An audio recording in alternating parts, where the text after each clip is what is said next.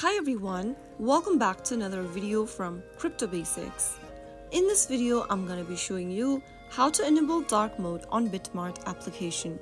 If you want to enable dark mode on BitMart, launch open the BitMart application and make sure that you're logged into your account. After you're inside the home page, tap on your profile icon at the top left corner. Now you will be able to see a little moon icon at the top right. Simply tap on it in order to switch between dark and light mode. To turn back to light mode, you will need to tap on the sun icon at the top right, and which will take you back to lighter mode on BitMart. All you need is this button and you can immediately switch from dark to light in no time. So that's how you easily turn on dark mode on BitMart. If you found the video to be helpful, go ahead and give us a thumbs up. Don't forget to subscribe to our channel by hitting the subscribe button. Press the bell icon so that you'll never miss another upcoming upload from us. I will be back again in the next episode. Thanks for watching.